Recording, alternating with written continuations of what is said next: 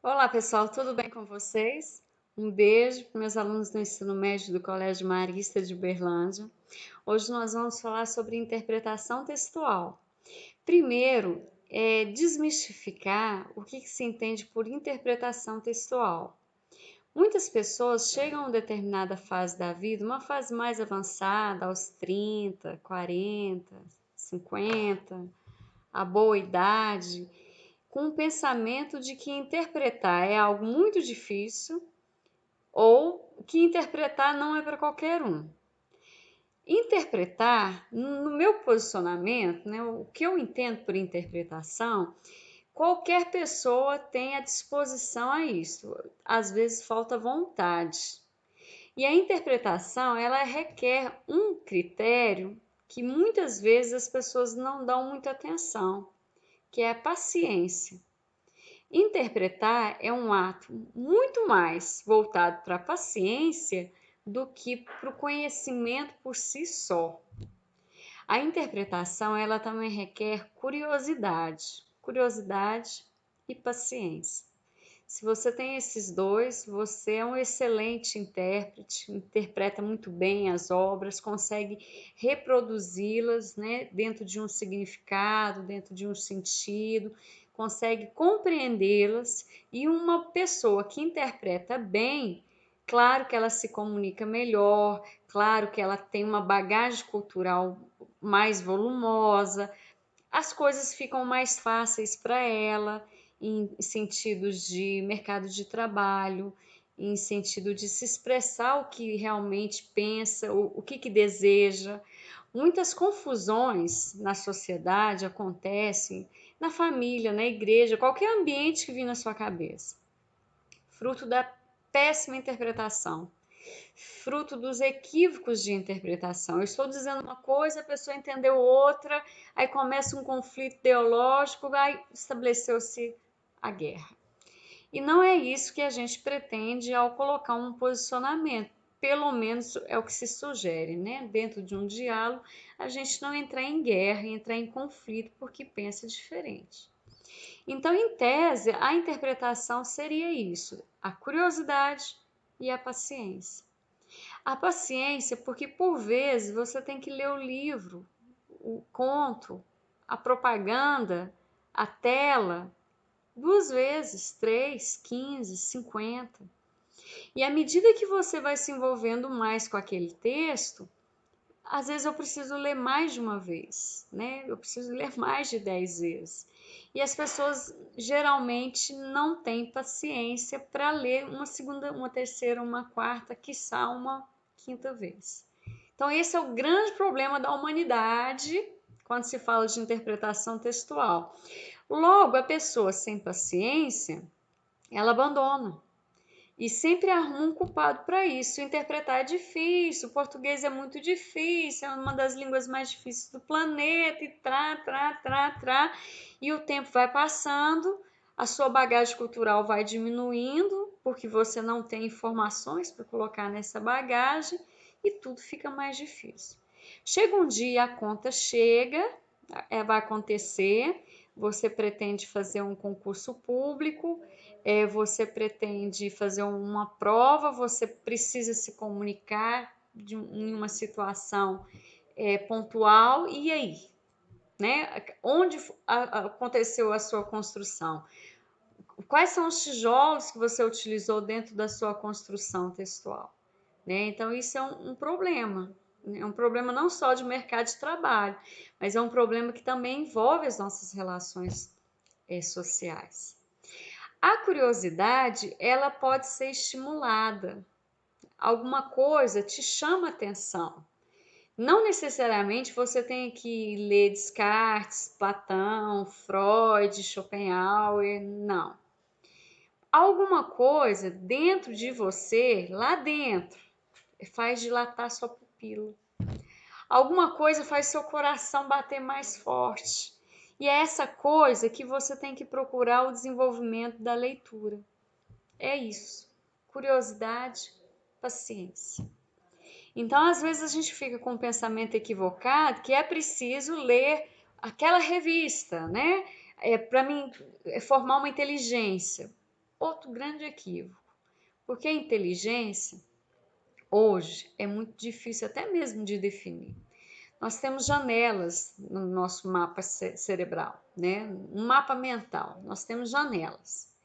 Tem janelas que estão fechadas, outras travadas, com correntes, outras escancaradas e a outras semiaberta e assim vai.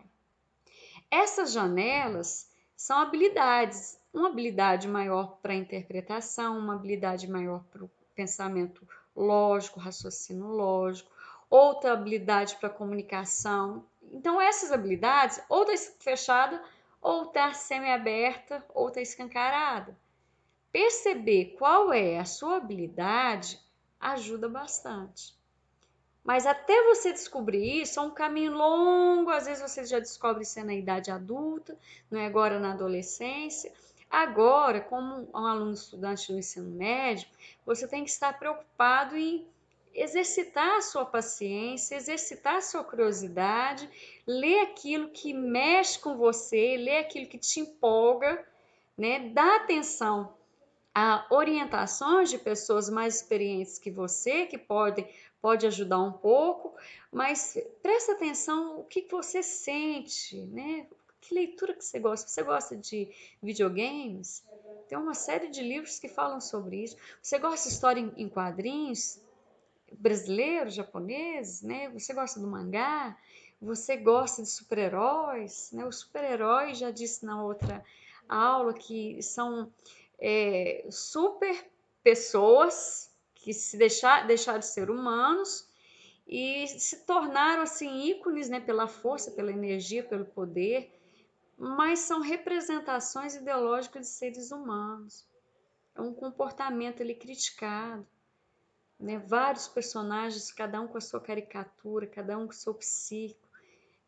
Filme de super-herói são filmes de psicanálise, não é filme para divertir, para rir. Ah, eu não gosto de filme de super-herói. Eu pergunto, você já assistiu um inteirinho, do início ao fim, analisando, dando assim a oportunidade para o personagem revelar quem ele é? A falta de paciência.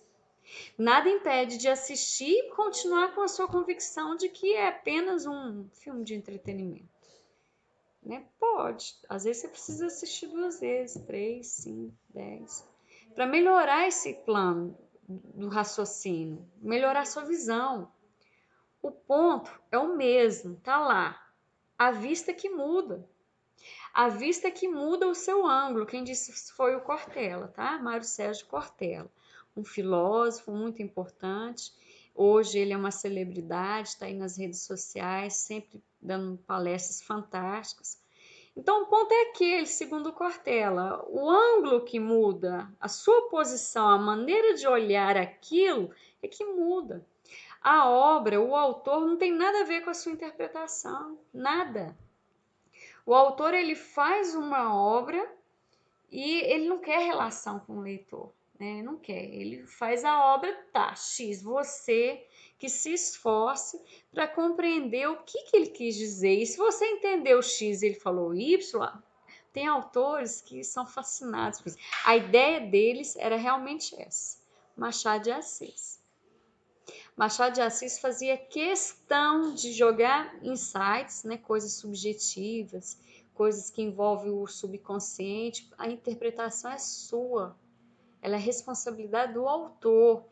Quem acompanha meus textos no blog sabe que eu digo isso muito. A interpretação é responsabilidade do leitor, mas você tem que ter um referencial para ter essa autoridade. Você tem que ter uma bagagem literária, cultural, uma visão, exercitar o ponto de vista. Bater boca de vez em quando ajuda, né? Discuta com os seus pais o seu posicionamento, discuta com seus amigos, silencie por vezes, porque precisamos também silenciar para ver o que o outro tem a dizer. Gente, o outro pensa muito diferente de mim, vou matar. Não é esse o objetivo. O objetivo é você silenciar frente a alguém que pensa diferente de você, conjecturar aquilo, né, degustar, digerir aquele pensamento contrário ao seu, tá claro? chegar no final e dizer assim, que interessante a maneira que você pensa. Só que eu penso de maneira diferente. Sim, simples assim. Ou então, que interessante a maneira que você pensa, concordo em parte, faz sentido. Ou mudar de ideia. Que interessante a maneira que você pensa, olha, fez eu mudar meu ponto de vista. Isso é maravilhoso. Isso é uma boa interpretação, de um bom compreendimento. Como eu chego até lá? Recebendo informações e conjecturando, não é engolir. Eu vou ler Platão, porque meu professor mandou ler Platão, porque eu lendo Platão eu vou ficar inteligente. Não, não é isso. Platão foi um filósofo, Descartes, né, Schopenhauer, tem aí uma série de filmes para você raciocinar. São informações, não, você não fica mais inteligente sabendo uma área de conhecimento. Inteligência é outro setor. A inteligência demanda, é uma coisa assim, mais complexa. Se você lê bastante em quantidade e qualidade, o seu raciocínio ele vai melhorando, o seu poder de comunicação ele vai se aperfeiçoando. Você vai desenvolver um tipo de inteligência. Mas é muito perigoso falar que eu sou inteligente, eu vou ficar inteligente. Muito perigoso. Porque a gente não entende ainda o que é inteligência. Nós sabemos de habilidades. Eu sempre tive uma habilidade de leitura e comunicação muito fácil. Muito fácil. Eu fui alfabetizada antes de entrar para a escola, observando minha mãe alfabetizar minha irmã. Eu tenho uma irmã mais velha, entrou na escola antes de mim, e observando, e minha mãe, naquele letramento dela, ela conseguiu. Só que eu já tinha aquela janelinha ali aberta, né, para parte literária. Aí ficou fácil. Já a minha parte de raciocínio lógico, matemática, eu passo umas vergonhas de vez em quando. Então é muito difícil definir o que seria inteligência.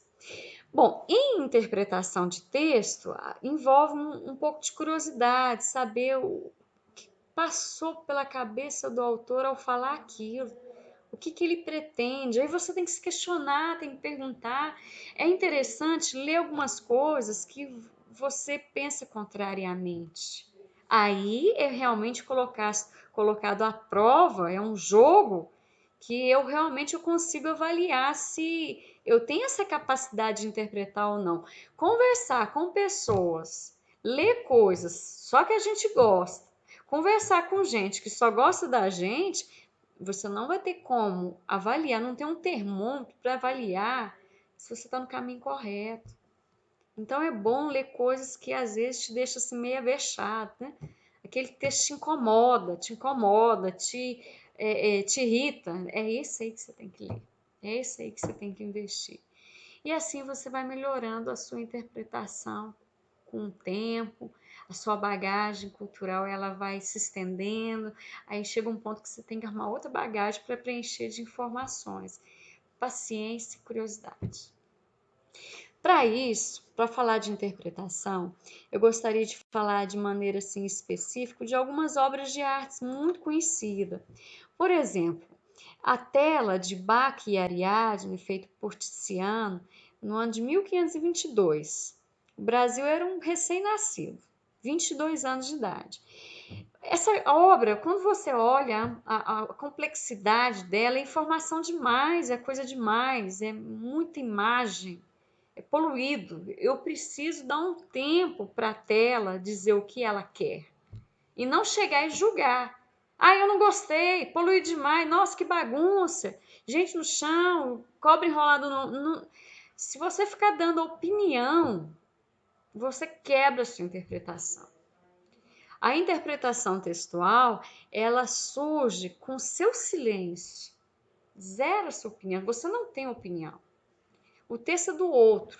Quem fez esse texto foi Tiziano. Numa época, 1522, não foi 2020. Você quer interpretar a obra com a cabeça de 2020? Já começou errado. Então, o ano da obra ajuda na construção da sua interpretação. 1522, Brasil recém-nascido, o que acontecia nessa época, como que era a sociedade, viu que eu preciso de tempo, paciência e curiosidade?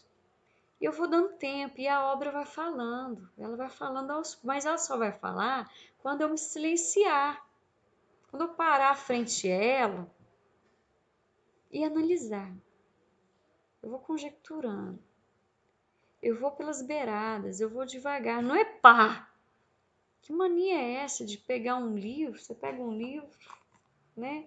E já quer ler o livro por osmose? Adivinhar. Você pega um livro desse aqui, Retratos de Carolina, da Lígia Bojunga, inclusive a obra do vestibular desse ano. Pega ele, você já quer, por telepatia, adivinhar. Não! Vai descobrir quem que é essa Lígia. Ela tá viva? Ela tá morta? Como é que ela escreve? Qual que é o estilo dela? Joga lá no Google, né? Aí você desenvolve a sua curiosidade sem perceber. Sem perceber. E para desenvolver a curiosidade, você tem que silenciar. Não é hora de dar opinião. Interpretar não tem nada a ver com a opinião. Você fica dando a sua opinião o tempo todo, você não deixa a obra falar. Então, no momento da interpretação, silêncio. Silencia sua mente. Um recurso é a paciência. Esvaziar a mente é difícil, mas você tem que dar um tempo lá para a obra. Vamos voltar para a obra. Então eu vejo aí uma série de personagens, uma mulher azul, vermelho, tem um cara que parece que está levitando, vermelho, aí viu que o vermelho dele assemelhou com o dela, fez uma linha ali, ó, jogou, parece que num canto assim, um vermelho, vermelho, vermelho, vermelho. Vermelho é paixão, vermelho é uma cor forte. Vermelho, se você está num ambiente, um salão de 2.000 metros quadrados, você enxerga um ponto de vermelho. É uma cor que dilata. O cara colocou esse vermelho propositalmente para você olhar ali, ó, ali. E não ficar olhando para outras áreas. Né? Aí nós temos aí outros personagens, percebe que já não tem cores tão destacadas, né?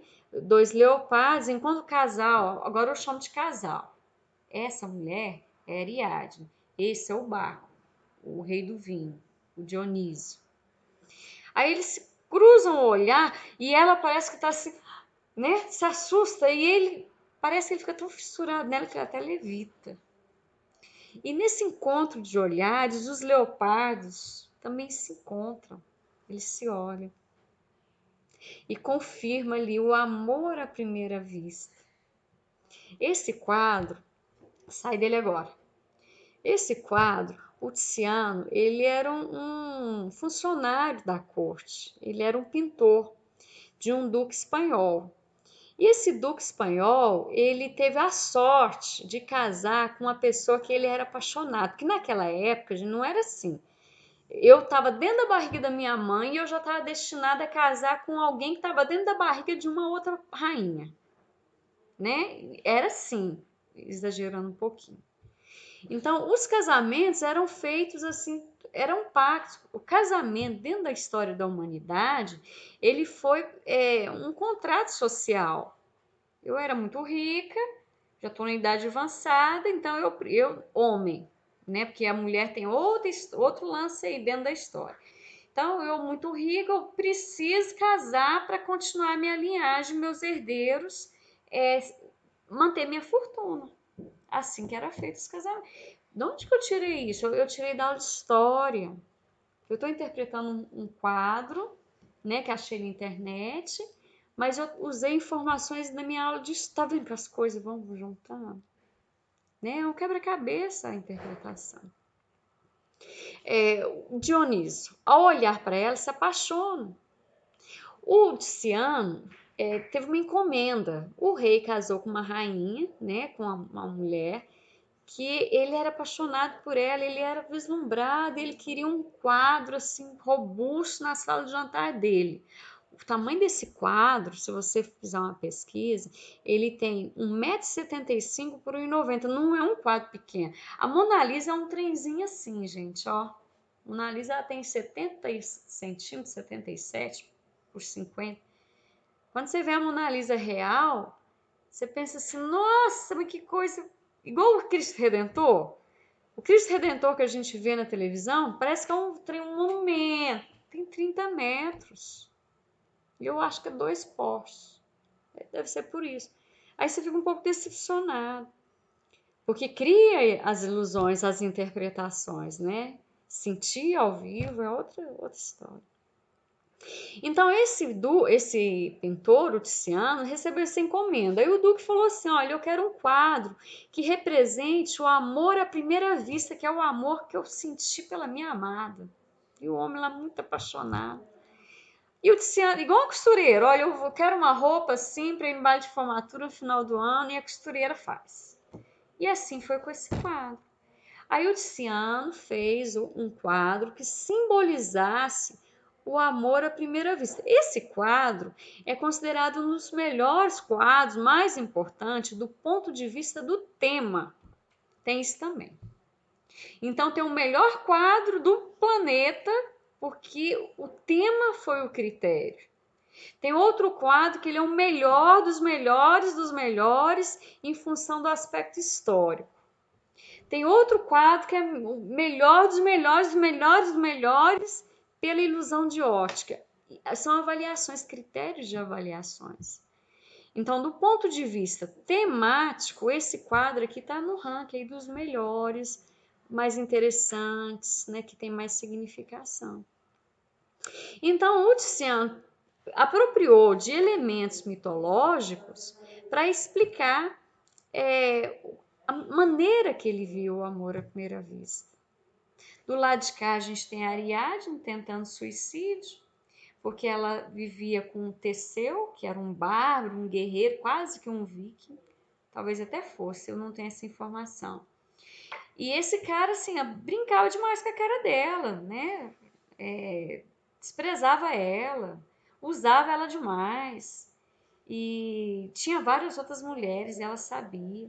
E ela deixou, ela era uma princesa, filha de reis, rei e rainha, deixou tudo para seguir esse Teseu pilantra. E foi, né? Se ela fez isso, ela teve que fazer uma opção de largar a coroa dela, né? Ok. Aí ela seguiu. Só que esse Teseu não era um amor correspondido. Até que um ponto, o Teseu tinha que mostrar que era o cara, aí enfrentar o Minotauro. O Minotauro vocês conhecem, né? Do sítio do Pica-Pau Amarelo. Metade homem, metade touro. Um monstro, impossível de ser derrotado. Até então, derrotado por ninguém. Então, ele teve essa missão de passar pelo labirinto Minotauro. Não precisava nem enfrentar o bichão. Era passar para mostrar que era o cara da época. Ele era um bárbaro, forte, guerreiro, mas a parte inteligente era da Ariadne, que deu um novelo de lã para ele e disse para ele pegar a ponta do novelo, seguir o labirinto e retornar pelo novelo. E assim ele fez, né? Pegou o novelo, atravessou e voltou. Deu a sorte de não encarar o bichão do Minotauro e saiu como assim, o cara, né? Atravessou o labirinto Minotauro. Aí ele ganhou essa fama, deu um pé na bunda da Ariadne, que ele não tinha mais nada para fazer, ele já tinha o que ele queria, que era a fama, né? O bárbaro que é fama, que é que fala o nome, o povo até treme. E ela abandonada, não podia retornar à família dela. O que ela pode fazer? Se matar. Uma mulher nessa época, expulsa pela família, abandonada pelo parceiro, ela ia virar uma prostituta, mandarilha, mendiga. Então, as mulheres preferiam a morte. E ali ela está, nesse quadro, procurando um barranco ideal para ela, né, acabar com a vida dela. E nessa procura, você olha lá no cantinho da tela, minúsculo, o barco, né, o navio do Teseu vazando na Braca, indo embora. Ela percebeu que ele estava indo embora sem ela. E nesse caminhar, ela dá de cara com o barco. Aí o barco é outra história. Aí o Baco, ele vem da floresta com a trupe dele, né? São pessoas excluídas da sociedade, todos eles excluídos. Cada um tem a sua história, né? Eu passarei aqui a semana falando da história de cada um. Cada um traz a sua história de vida, tudo exclusão, exclusão, exclusão, exclusão. Ninguém queria. A prostituta, o sátiro, um menino que é metade bode, metade humano, o homem com as serpentes, né, que ele foi amaldiçoado por vingar a família dele, e aí ele sofre uma maldição de ficar eternamente com essas serpentes no corpo. Gente, quem é que vai aproximar de alguém que está cheio de serpentes no corpo? E o sátiro?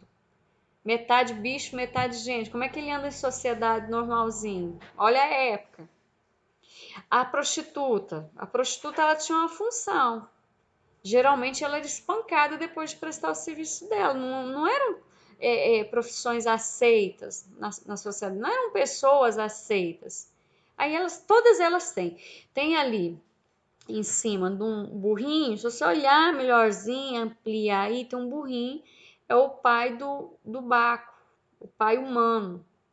Porque o Baco, ele é filho do homem, né, mortal, e de uma deusa imortal. Os deuses tinham a mania de desobedecer Zeus, e descer na terra e reproduzir, né, buscar uma linhagem. Então eles desciam, tanto as deusas quanto os deuses desciam para procriar.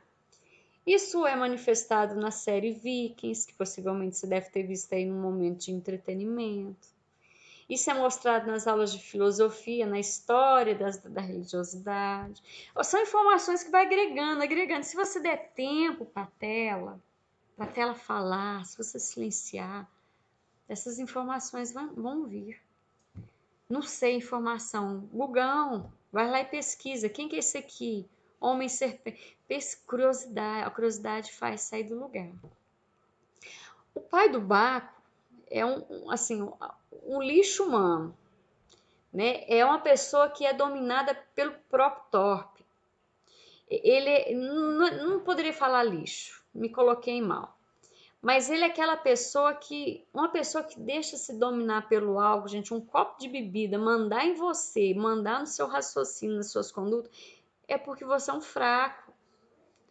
E é uma fraqueza. Beber, desde os gregos, desde Aristóteles, beber é uma socialização.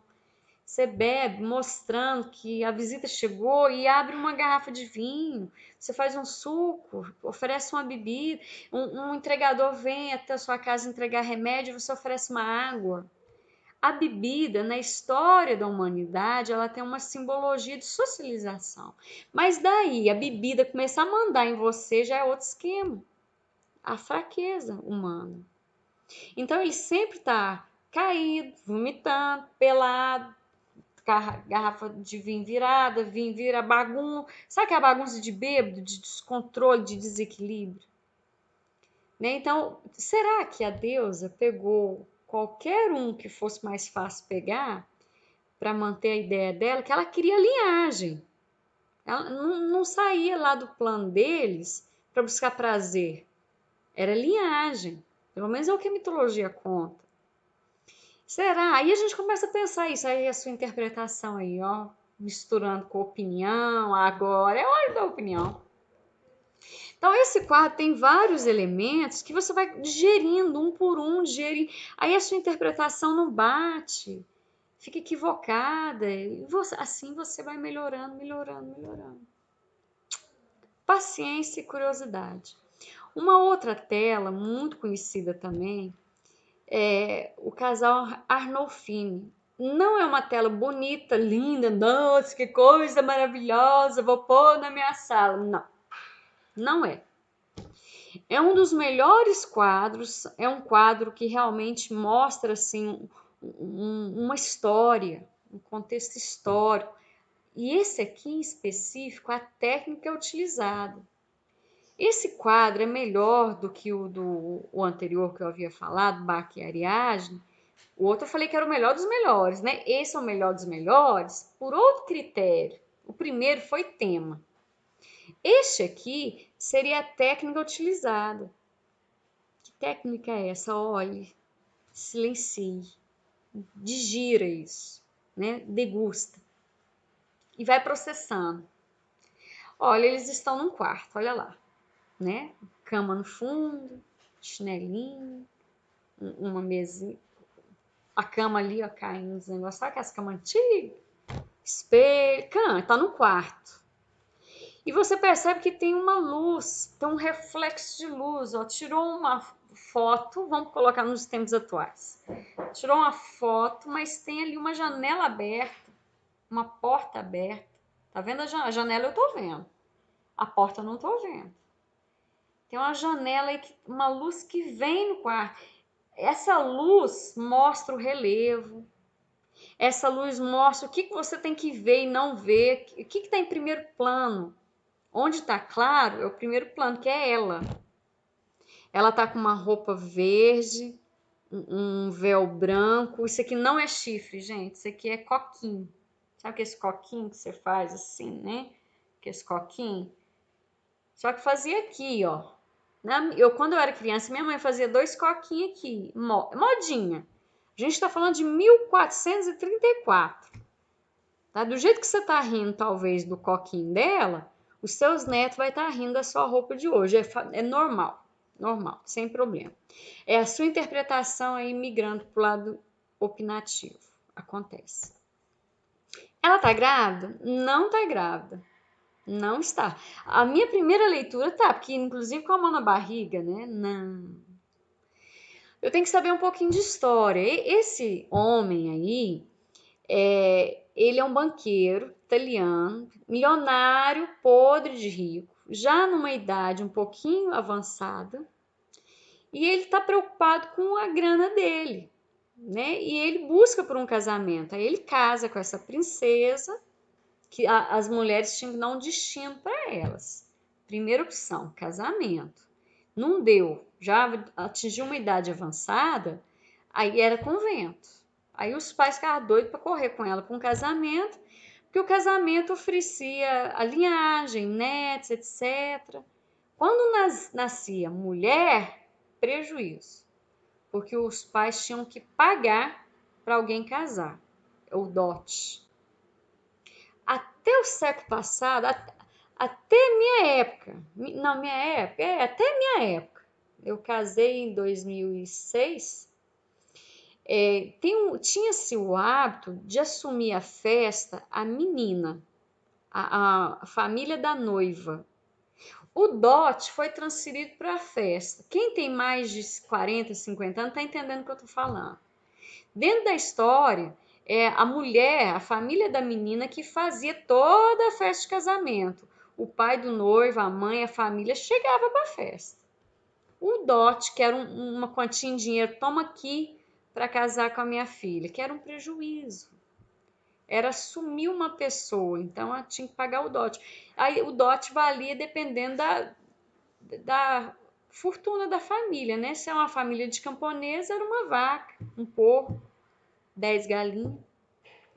Se é uma rainha, né, grávida, uma princesa que nasceu desse reinado, poderia ser extensões de terras, o reino inteiro. Aí variava. Aí essa moça casa com ele, né? Como que era o casamento? O casamento não tinha festa. Eu tô falando de 1434, a data do quadro. O Brasil estava aqui, ó, feliz.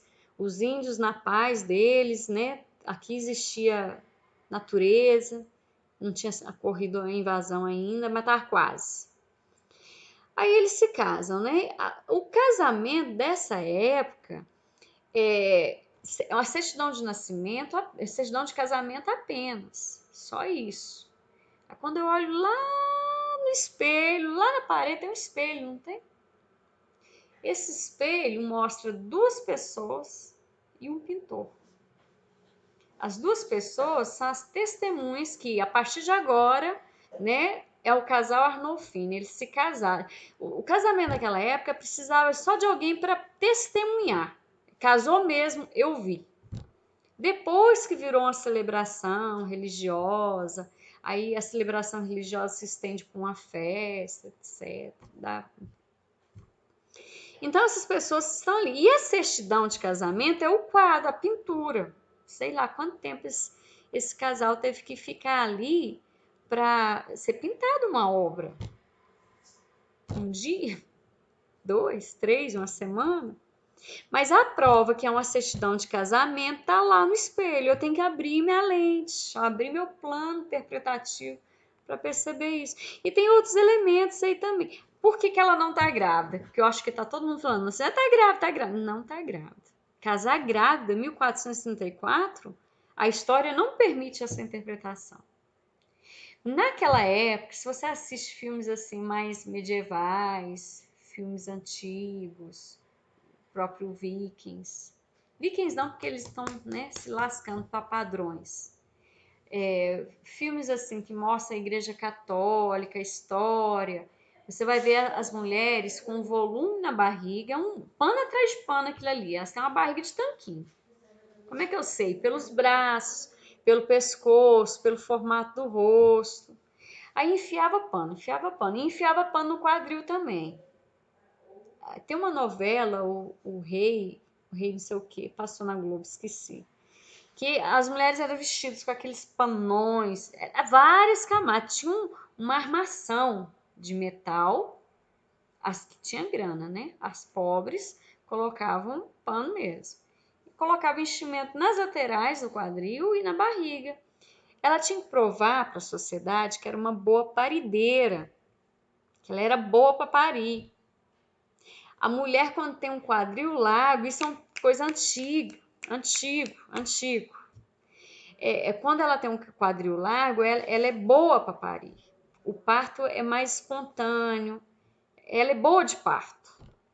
Quando a mulher tem um quadril estreito, o parto é difícil. Ela pode morrer, pode não conseguir, pode ter complicações. Quando você engravida hoje e vai num médico mais antigo, um ginecólogo, um obstetra mais antigo, ele vai medir o seu quadril e vai falar assim: é possível parto normal. Não é. Isso são coisas da história. Antigamente era assim. Então a mulher era virgem, magrinha, mas ela punha enchimento para mostrar, viu? Ó, eu sou boa, né? Porque a função dela era procriar. A história da mulher é uma história assim muito cruel e tem sido até hoje. Até hoje. É difícil ter que ficar provando todo dia que você é uma boa motorista, que você ganha mais do que o marido, viver em harmonia em função disso. É difícil, sempre é mais difícil para a mulher. Não é feminismo. Observe. Observe ao seu redor. Por que ainda existe piadinha de mulher no volante? É porque a gente tem que ficar provando que a gente sabe dirigir. Mesmo que as estatísticas falam que os acidentes de trânsito ocorrem mais com motorista masculino, a gente ainda tem que provar. E ali ela está provando que era uma boa parideira. Mas tem vários elementos aí lá no candelabro, tem uma vela. Se você observar, ó. 1, 2, 3, 4, 5, 6, 8. 8 lugares para colocar a vela, mas tem só uma, que significa o olho de Deus. Você percebe nessa tela imagens do catolicismo. Está lá Nossa Senhora esculpida na armadura da cama. Lá no fim, olha lá. Está o terço. Esse espelho, ele é a via crucis de Jesus. Só que está faltando aí fases. Lá tem 1, 2, 3, 4, 5, 6, 7, 8, 9, 10. São 14. 14 fases da via. Não sei por quê. Aí você vai investigar com a sua curiosidade. Mas cada fotinha, não é fotinha, cada desenho ali naquele espelho é um momento da via cruz de Jesus e está faltando 4. A verdade é essa. O casal foi feliz? Aí você vai atrás de informações. Não foi. Ela não teve condições de gerar um filho. Assim como mulheres não têm condições, homem também não tem. Ele não teve também. Naquela época a culpa era da mulher. Não gerou filho, a incompetência era da mulher. Gente, foi descobrir ovário nos mamíferos em 1827. O homem ele era responsável, né, pelo filho. Quando nascia um homem, era a responsabilidade dele, era um mérito, era uma festa, que o homem adulto, o bebê adulto, ia ganhar um dote. É uma galinha dos ovos de ouro. Nasceu mulher, era o fracasso, porque tinha que pagar, ou seja, minha família vai ficar mais pobre quando nasce mulher. Muitos matavam as meninas, porque era tanta menina na família, tanta, né? Enfim, a história foi muito cruel nesse sentido, né? Descobriu o ovário dos mamíferos em 1827 ou 24, se eu não me engano. Revela que, opa, peraí, há uma importância nisso também. A mulher tem uma participação. Ela só tinha participação se fosse o fracasso de nascer uma menina. Um horror. Mas mais horror ainda, eu considero em tempos atuais, 2020, com pessoas que acreditam que mulher é inferior porque é mulher. Porque é inferior porque possui determinada pigmentação.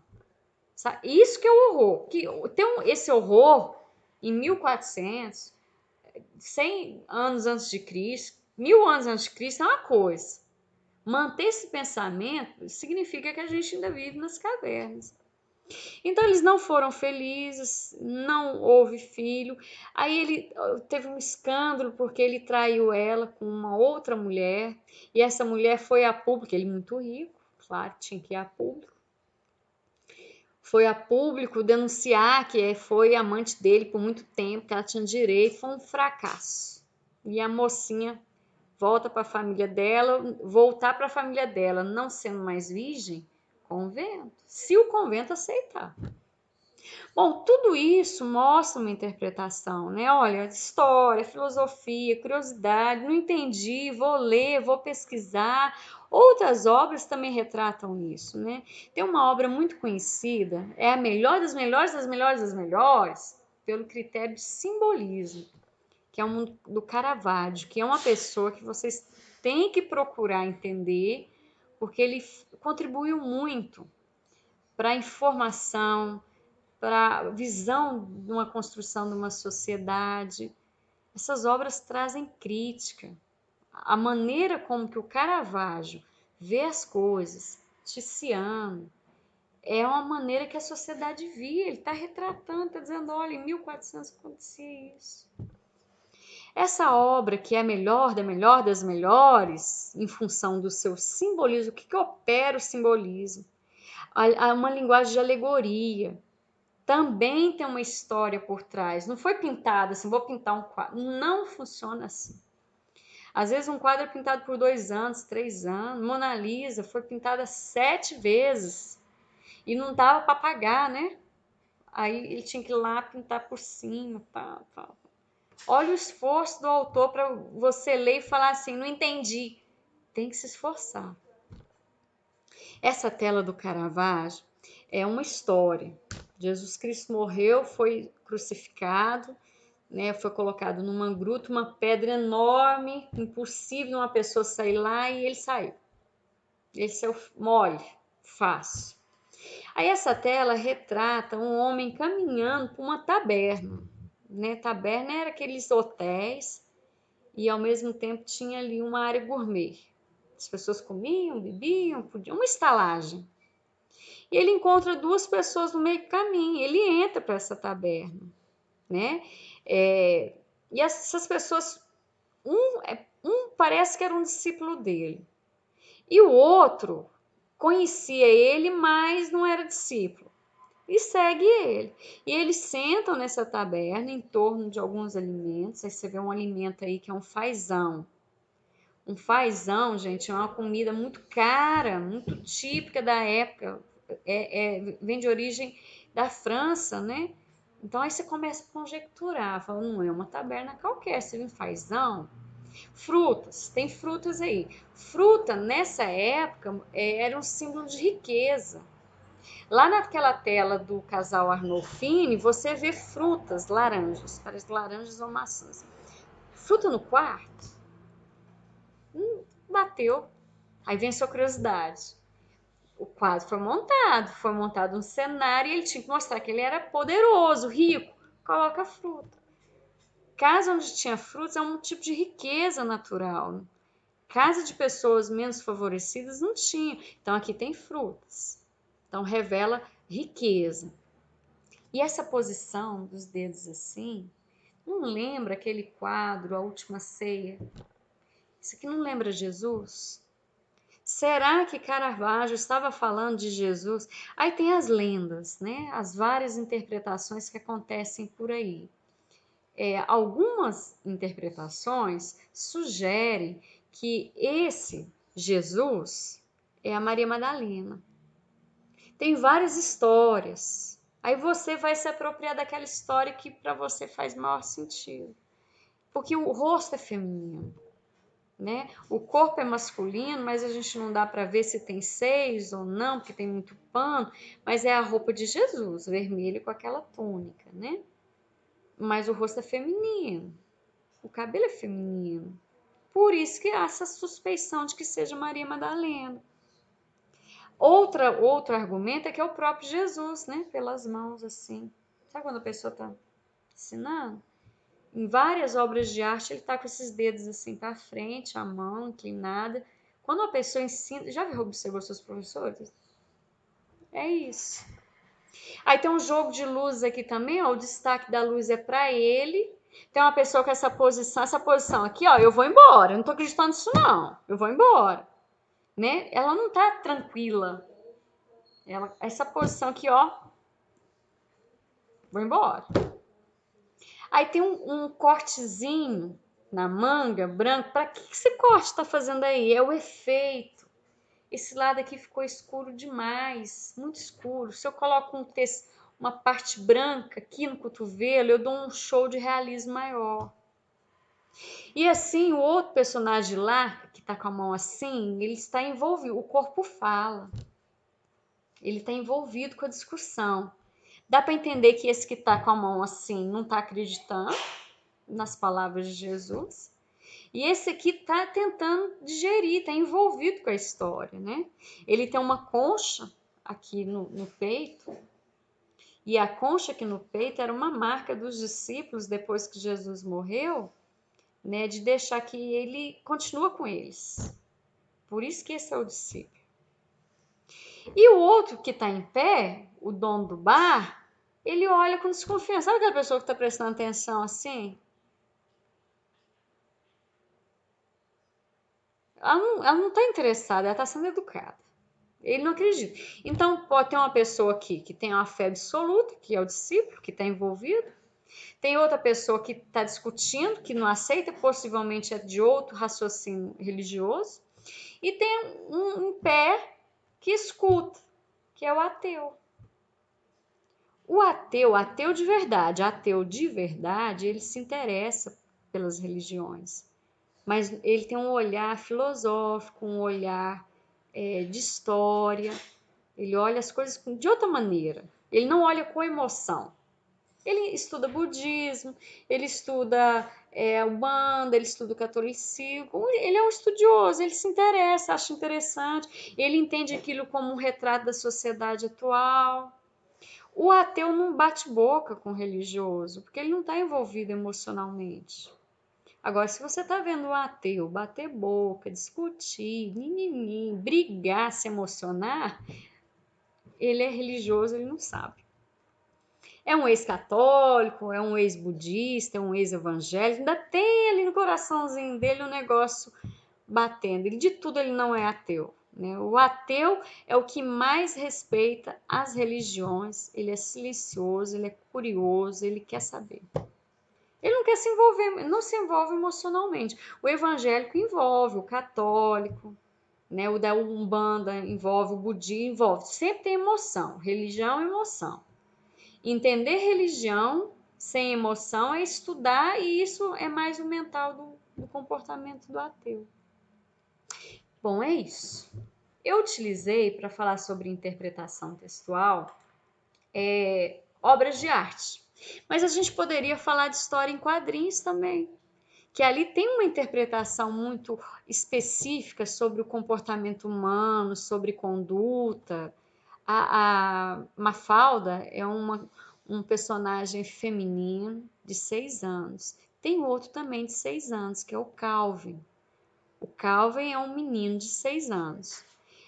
O povo argentino é um povo culto, extremamente inteligente, a educação lá é valorizada, né? E a menina é o símbolo ali da sociedade, a cultura, A Mafalda discute política, ela raciocina, ela faz inferências, ela traz comparações, ela adora a diversidade, ela se interessa pelo diferente dela, ela quer saber o porquê. Coisa de gente culta. Não quer dizer que gente culta todos são assim. Eu quis dizer que quanto mais você lê, mais convicção de que você não sabe nada. Aí você exerce a humildade em si. A pessoa que se interessa, ela é humilde. Eu falei de 2 critérios, paciência e curiosidade. Acrescenta o terceiro aí, humildade. Quando você pega, por exemplo, o livro de Sofia, 590 e lá vai cacetada de página, e lê 3 vezes, é uma prova de que você é humilde. Você tem humildade. Não, eu não entendi. Eu vou ler as 600 páginas novamente. Humildade. A Mafalda e o Calvin são 2 personagens, só que um é norte-americano e um é argentino. O Calvin é meio bocozão. O norte-americano cria umas piadas muito ridículas, no nosso ponto de vista. O ponto é o mesmo, a vista que muda de lugar. No ponto de vista do norte-americano, a gente é idiota. Deve ser mesmo. Mudou o ponto, a vista continua. O contrário.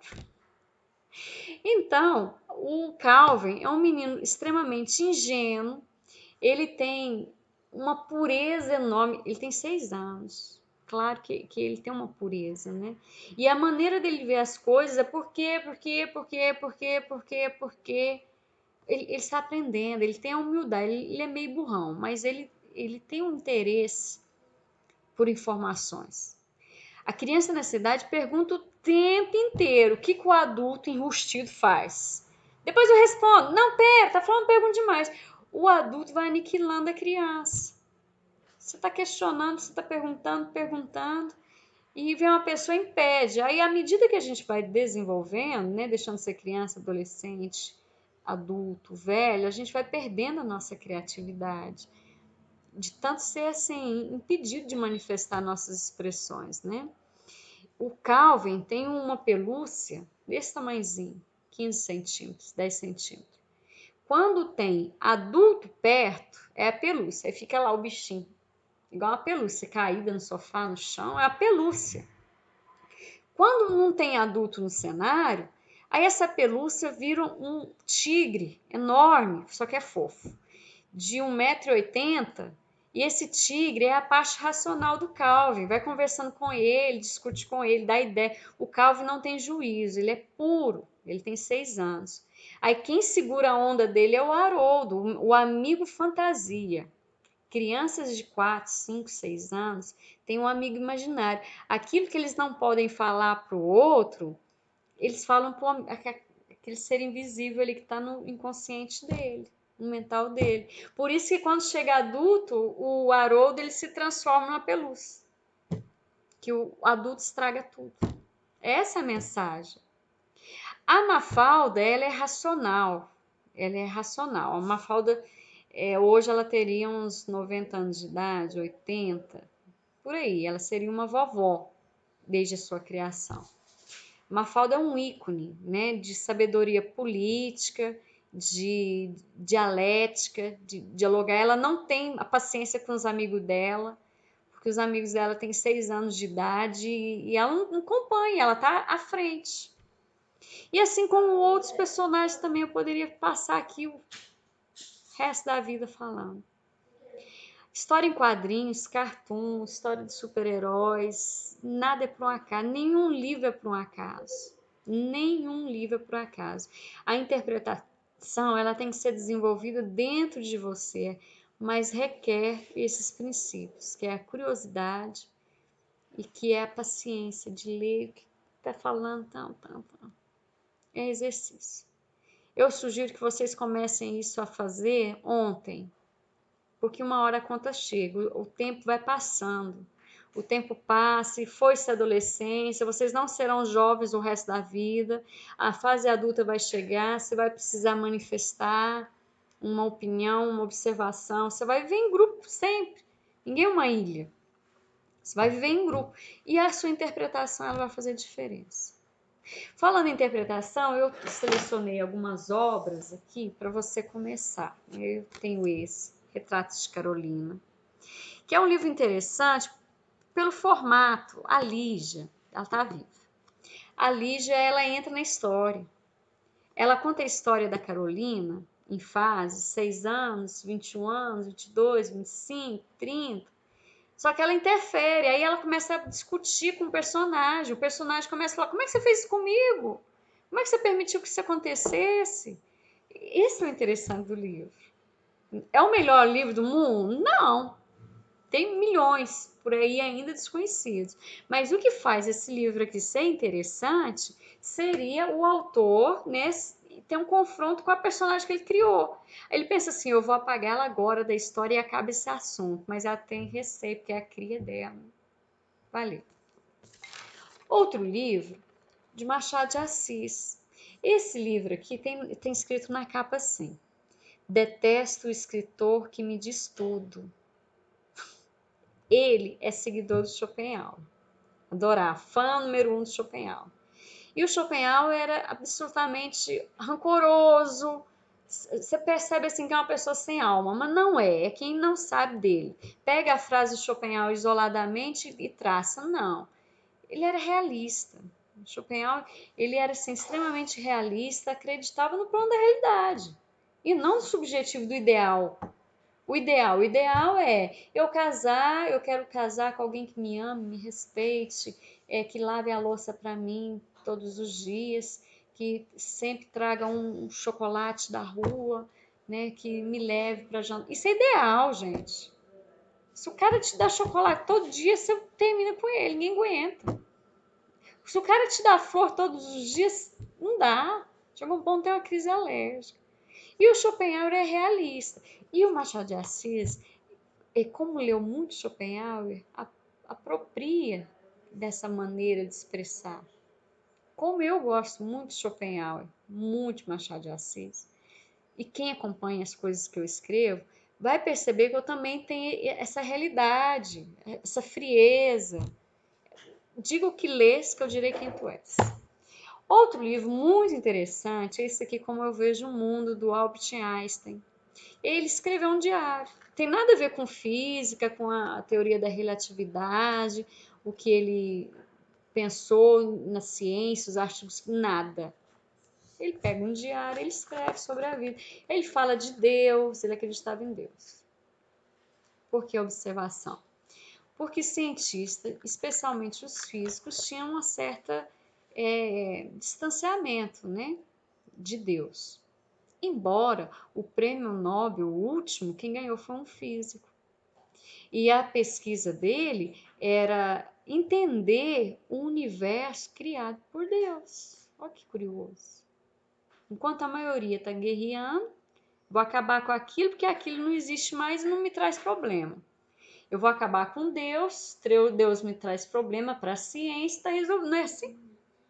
Aristóteles sugeria que os seus adversários tomassem cicuta, porque aí o cara se envenenava, morria, acabou meu problema, eu não tenho que ficar convencendo ele do meu ponto de vista, ele morreu, olha que bom, que maravilha. Então esse livro aqui fala sobre o que ele entende, ele fala o que ele entende do exército, ele teve uma treta lá com o exército de Hitler, né? O que ele fala sobre, um pouquinho sobre ciência, o princípio de ciência, mas de uma maneira amadora. Não é o cientista Einstein, é a pessoa humana, cheia de emoção, cheia de pensamentos, né? Voltado muito mais para o lado da humanas. Ótimo livro. Outro livro contemporâneo do meu professor, Leandro Carnal, estudei com ele no ano de 2006 na Unicamp, O Dilema do Porco-Espinho.